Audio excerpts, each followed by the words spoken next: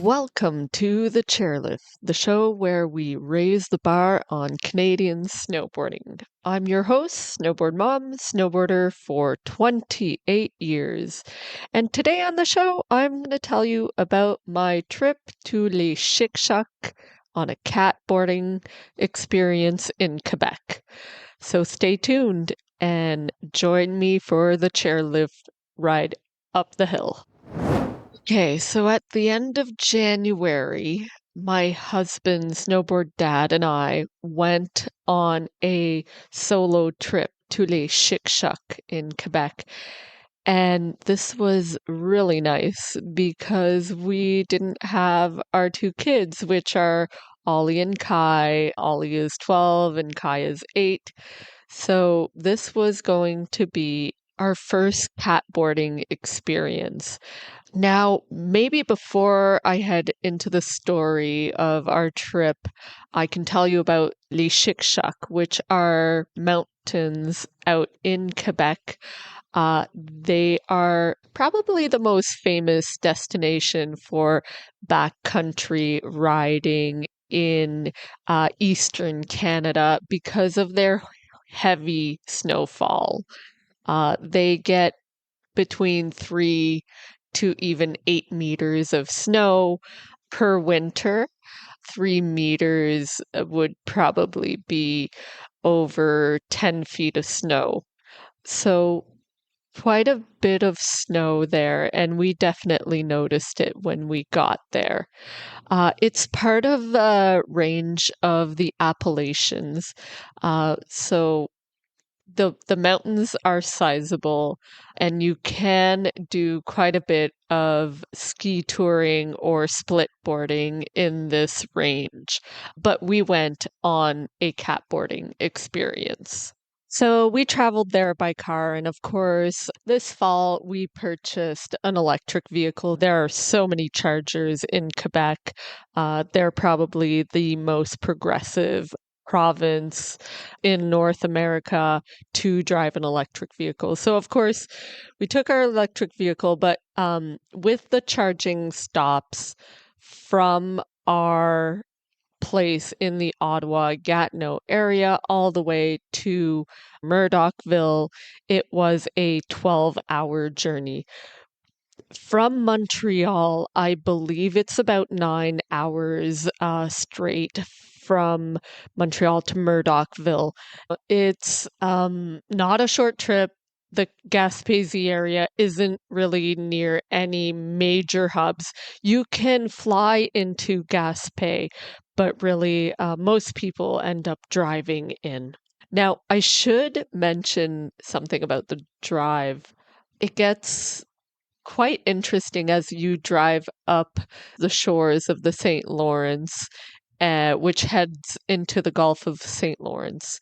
And on one side, there were mountains. And so we were passing by like caution, potential avalanche zone. And then on the other side of the road, there were other caution signs saying caution, potential tsunami. So, I'm guessing that part of the road can either get taken out by an avalanche or major wave actions at any point in time. So as we were driving up the coast, yeah, there was some significant winds on our way to Murdochville to Le Chic-Chac.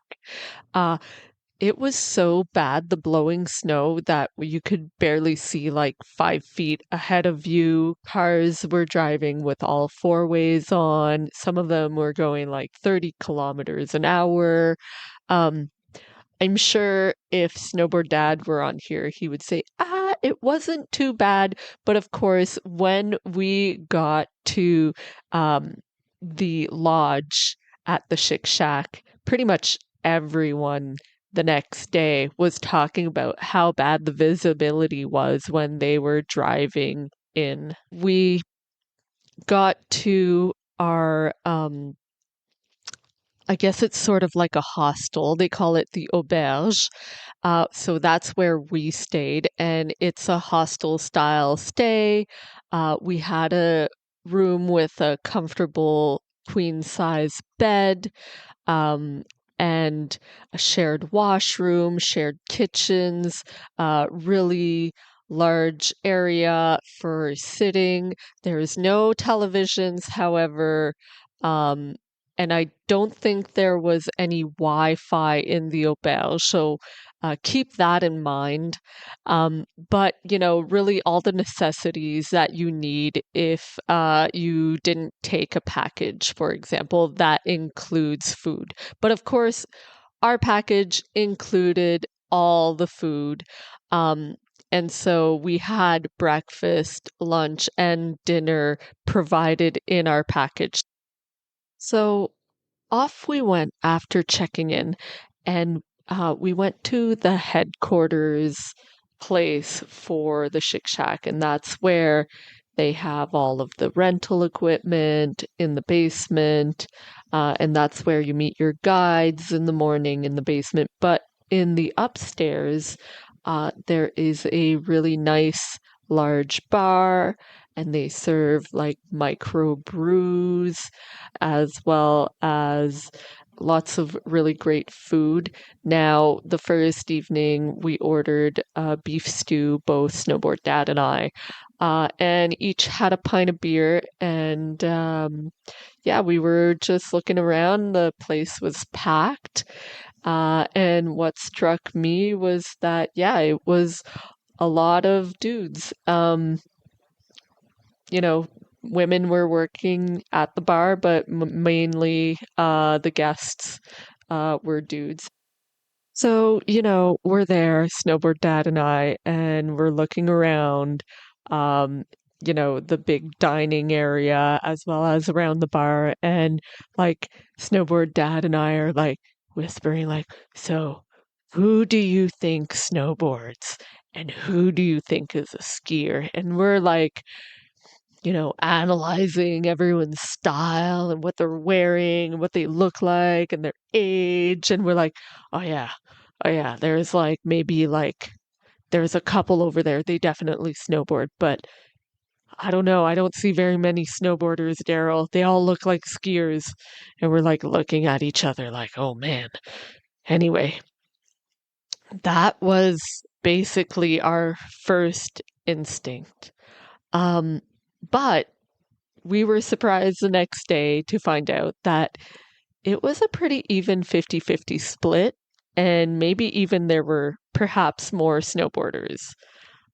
The next day, we wake up and we get our gear and we get down to the headquarters. And when we got there, we had a full breakfast. Unlimited coffee. It's like a buffet, hot buffet breakfast with sausage, bacon, potatoes, beans.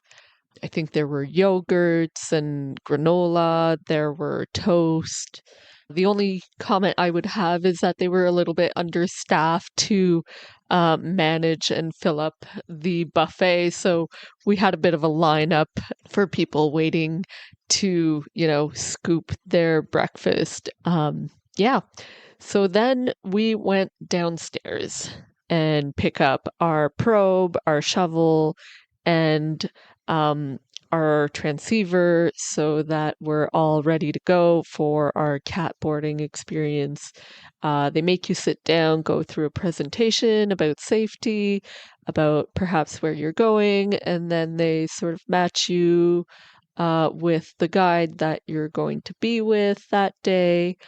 And you have no idea, like, what the level of the other skiers and riders are going to be. So it's a little bit up to chance as to whether you're going to be with a strong group or, maybe a few stragglers.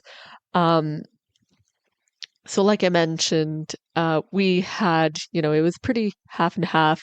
Our guide was Jerome, and our, I guess, trailing guide, the guide that's in the back, making sure that no one gets lost. It was Jean-François, and they were amazing hosts. yeah, they made sure that everyone was safe. They made everyone feel comfortable. I mean, Jerome is a skier, but I guess he's okay for a skier.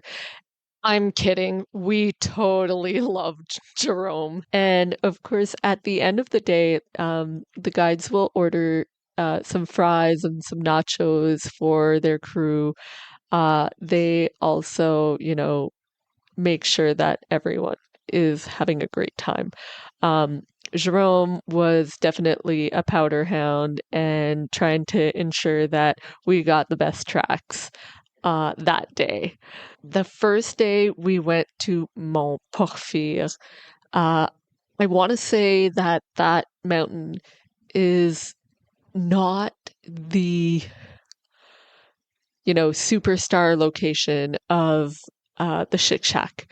Uh, if you're an experienced rider, like the real highlight for me was Mount York, but I can tell you a little bit about Mount Porphyre now.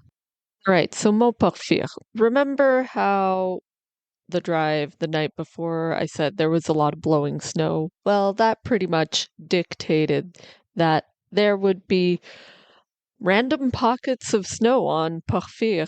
So Montporphyre, of course, also gets quite a few ski touring people that skin up the mountain. So split borders, ski tours can gain access to that terrain, while Mount York is exclusive to the Chic Shack as the only outfitter that can access the Mount York terrain. So we went up Porphyre the first day, and because of the blowing snow, there were some areas that were really bare. However, when you got into the trees, depending on the run that you took and the side of the mountain that it could get good. However, the way that the wind blew, I think, didn't make for the perfect conditions. The conditions were still generally good. Like we all got some powder lines on Montporphyre. Oftentimes, though, you could tell that other people had been on those runs. They weren't completely like unridden runs.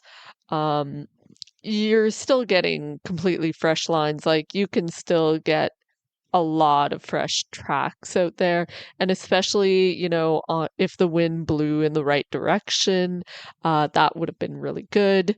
Um, One thing that I did notice is all the snowboarders were fairly strong and were riding the powder a lot easier than the skiers that were in the groups. You know, I should say Montporphyre, like after a day there, because I knew it had been windy, I was expecting some bare spots, but honestly, like I thought we had a really, really good day.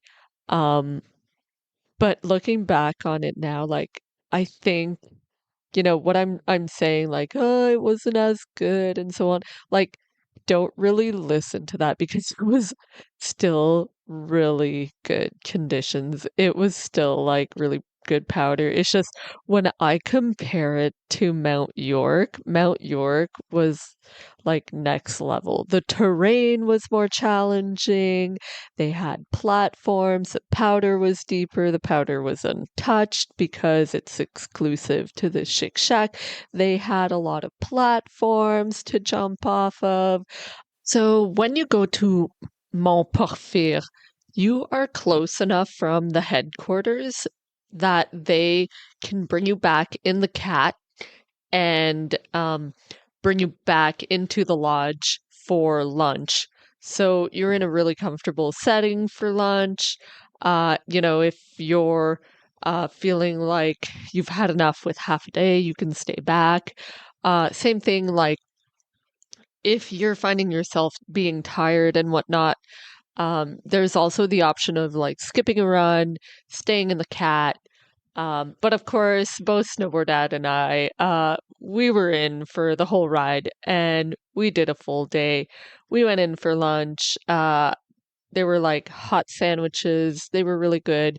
The one thing I would say is, um, I think I would have liked a hot soup just to warm up a little bit. But otherwise, like because we were riding powder, it's a little bit more work than riding groomers. And so we really weren't cold out there, even though it was in the like minus 20 Celsius mark, um, which is probably about the same thing in Fahrenheit. I don't know what it is in Fahrenheit. Okay, so a few words from our sponsors. Stone Snowboards is sponsoring the show and our Mavericks Club. They also support some of our local shreds.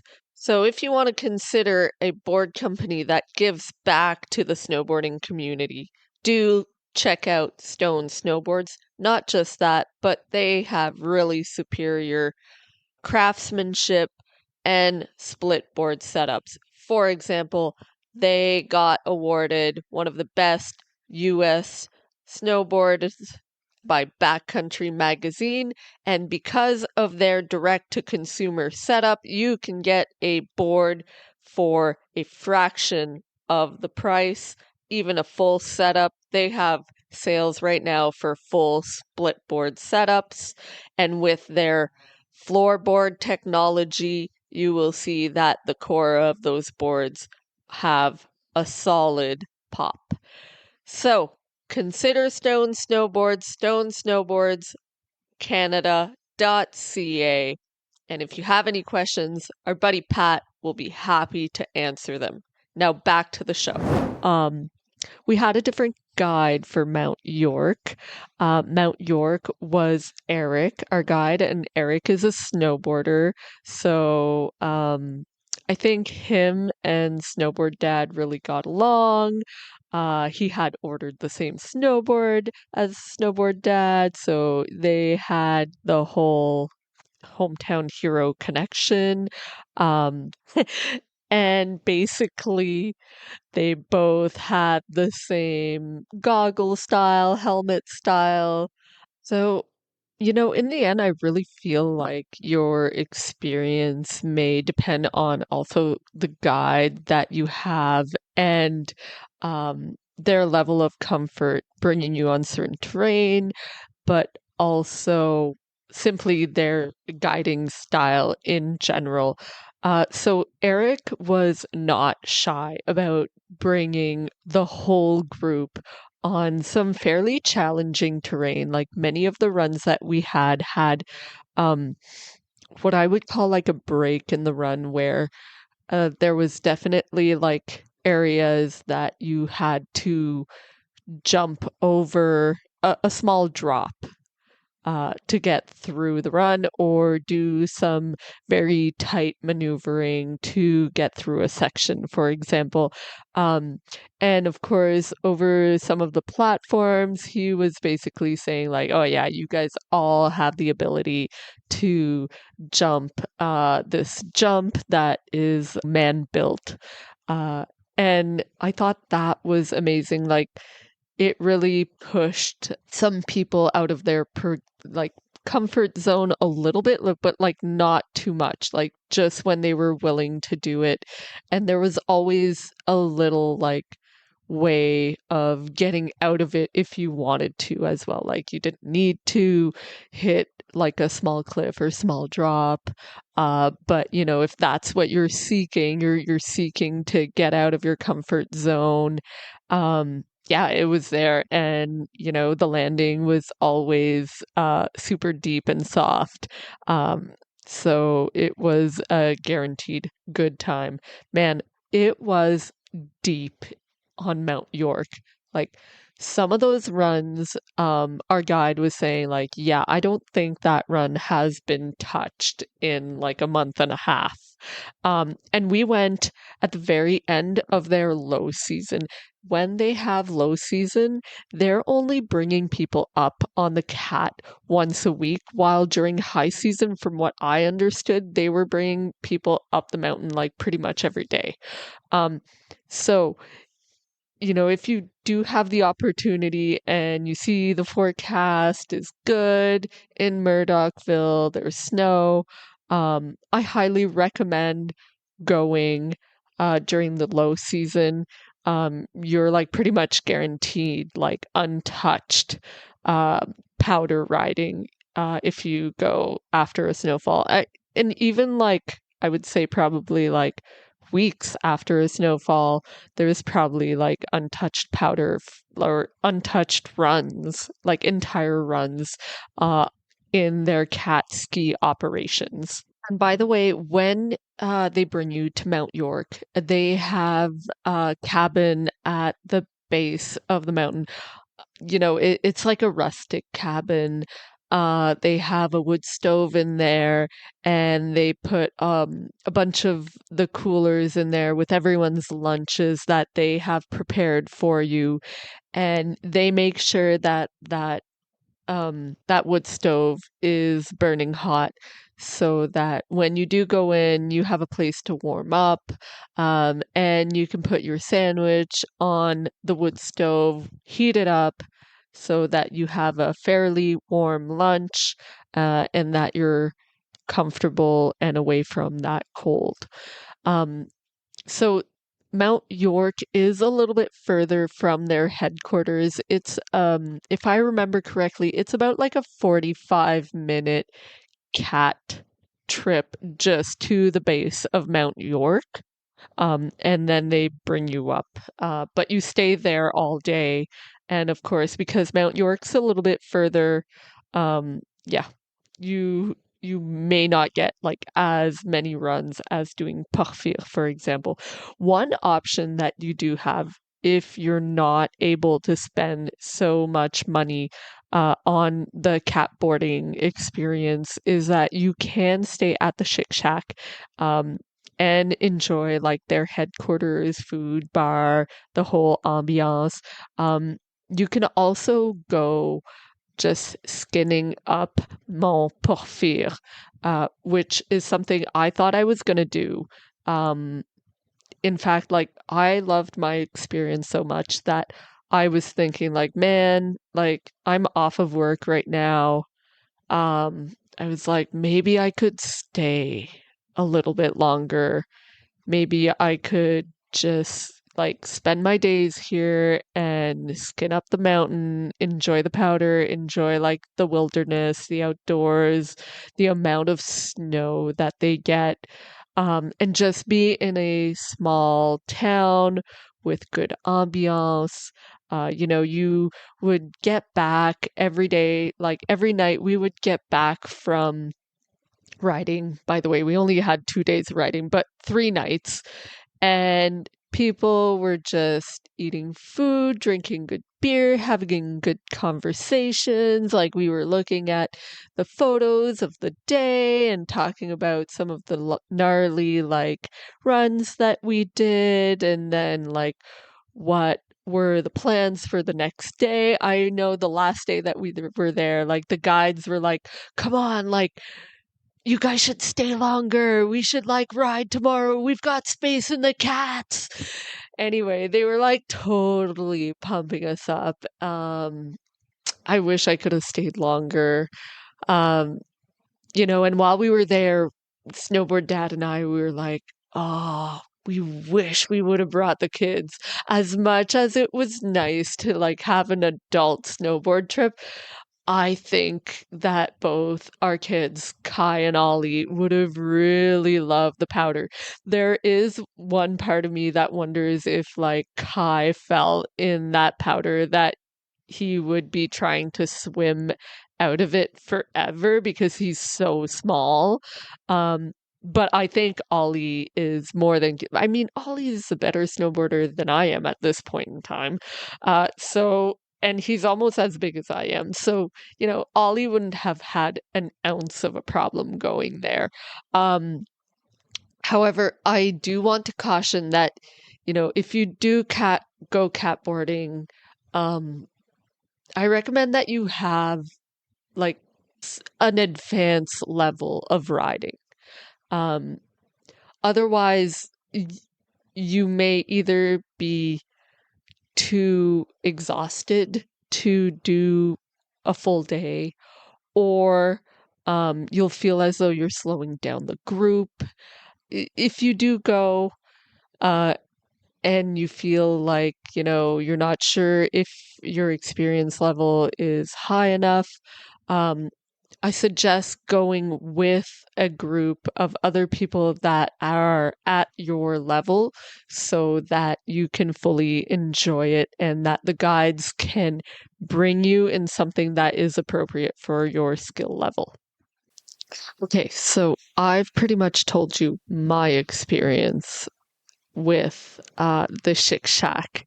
Um, Now we're going to talk to Snowboard Dad, and he's going to give us his take on his trip to Les Chic-Chac with the catboarding experience at Les Chic-Chac. So, Snowboard Dad, how are you? I'm good.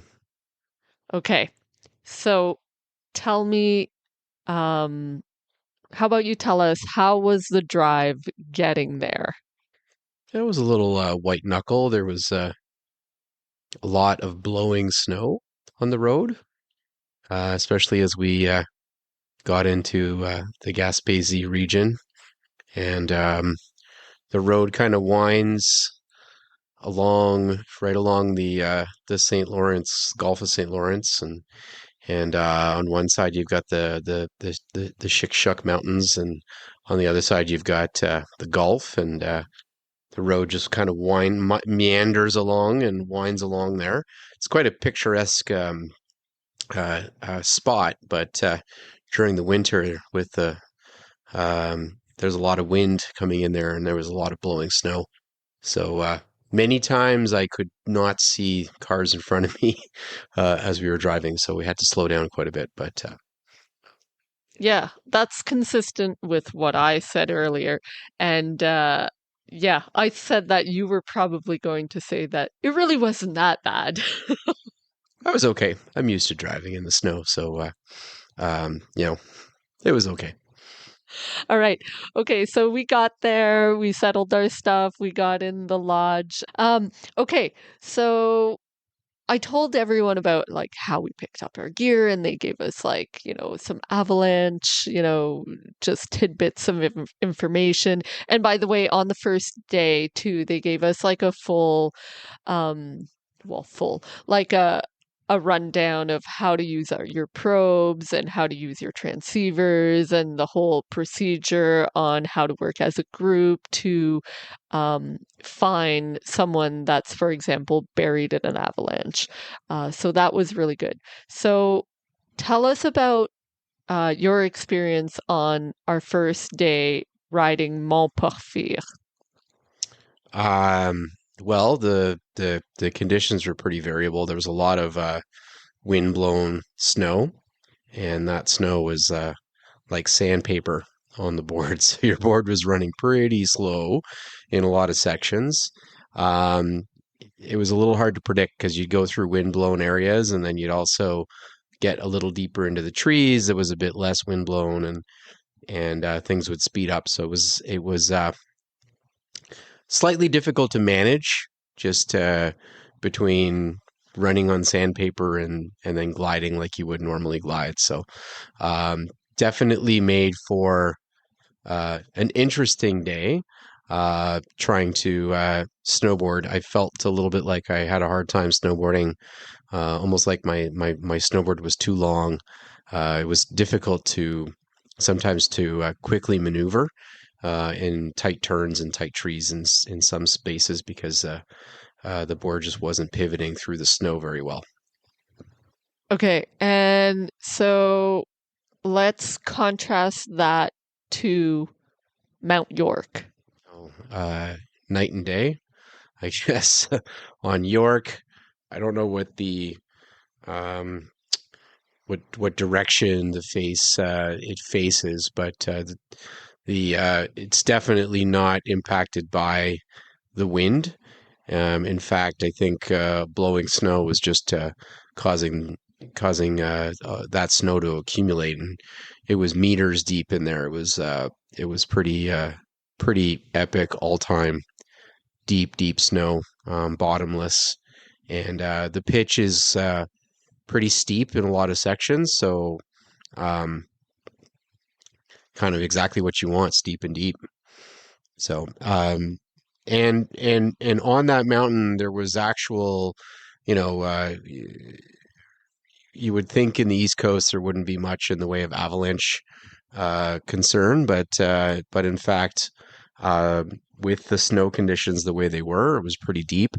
You could definitely see how sections could easily slide because it was so steep that there's definitely avalanches. In fact, even just a week or so ago, we got two big dumps of snow, and that was enough to cause an avalanche that went right across the road that we just talked about having lots of blowing snow on the way in. And nobody was hurt there, but just to give you an example that there are in fact truly avalanches in Quebec.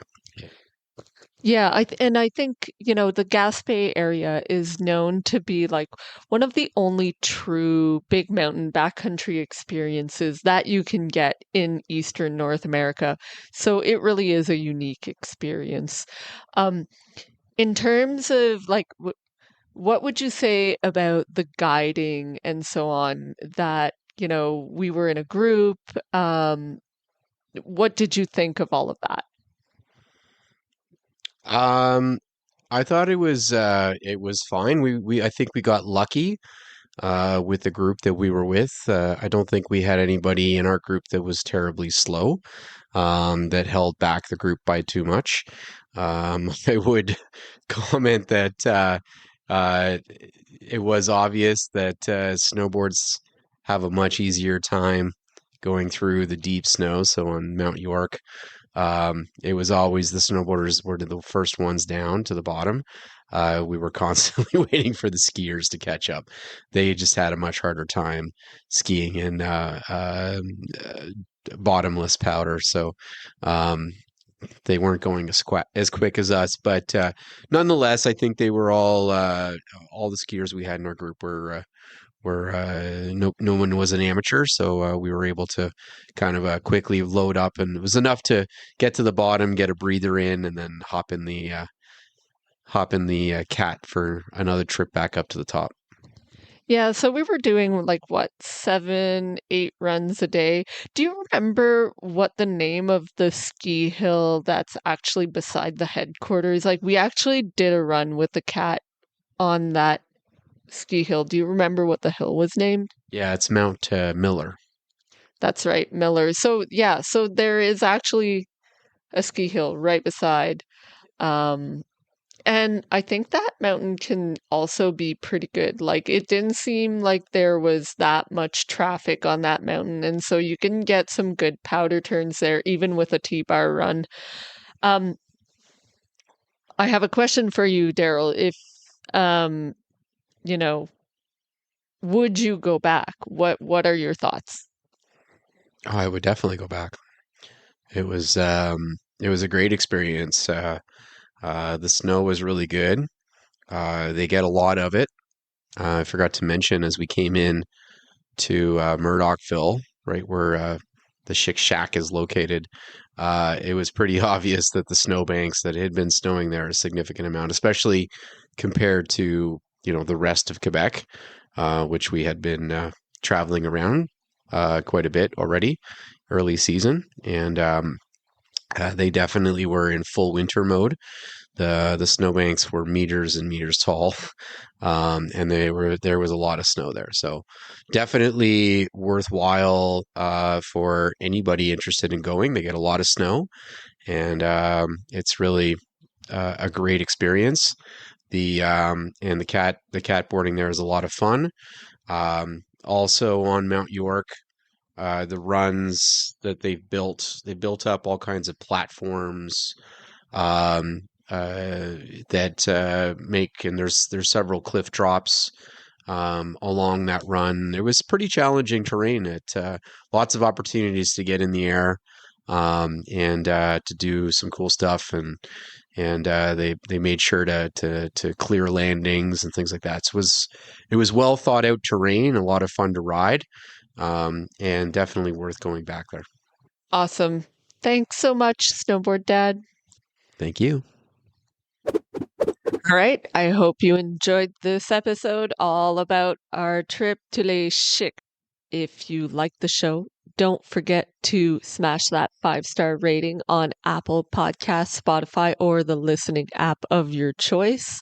Leave us a review and you have a chance to get a wonderful 686 cozy to keep your beverages cold.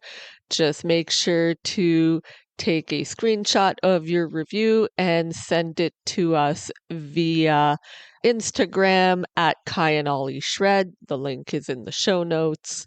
If you're interested in helping out with the Mavericks, it's our competitive kids snowboard club.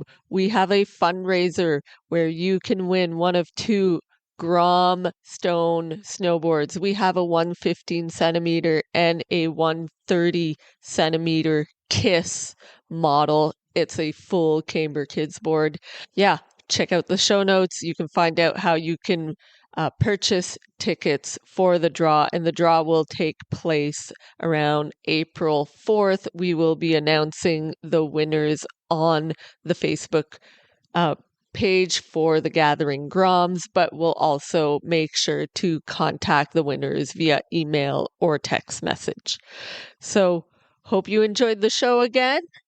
Let's raise the bar on Canadian snowboarding.